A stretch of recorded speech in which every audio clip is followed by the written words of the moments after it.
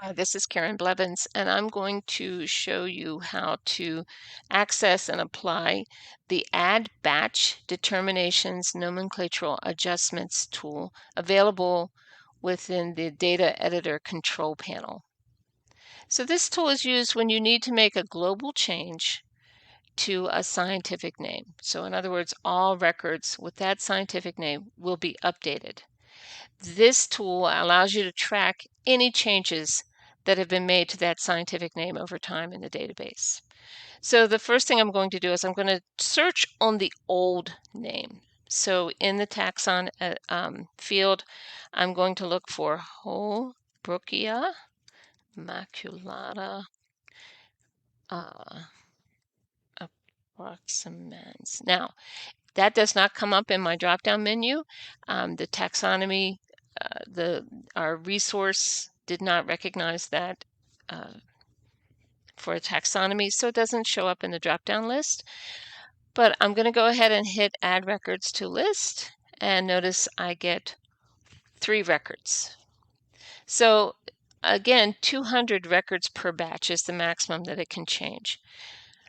So once I've got that, the yellow fields, fields highlighted in yellow are required fields. So in the scientific name, I'm going to put the new name. So we're changing it to Heloderma or Heloderma suspectum, and that does appear in the drop-down list. And if I hit Tab or hit another field, it populates the author field for that new scientific name.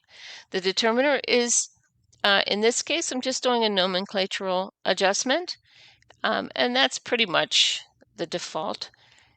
It may or may not come up in your drop-down list. It does for me because I've used it before.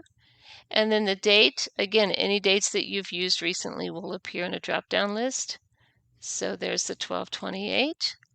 And then notes, this is per Andrew Holycross, so I'm going to make that change. And then I'm going to deselect Add to Annotation Print Queue. I will show what the output of that is if you select that, but I believe that is for specimens. So once I've got those fields filled in, I'm just going to hit Add New Determination, and it tells me that 3 annotations were submitted. So they've been changed. And now I'm going to go ahead and search that again just to make sure. Now, in this case, there were only 3, but there are times when you get several hundred. So you just want to make sure that once you've done the changes, I'm going to search on the old one. And I'm just making sure that it's spelled correctly.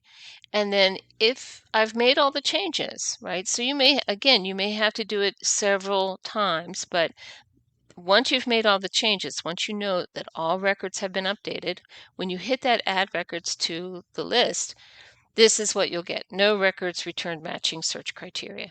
That way you know that it's done. Every record has been changed. So I'm going to go ahead and hit OK. And then I will show you what that output from the print queue looks like. And that is right here.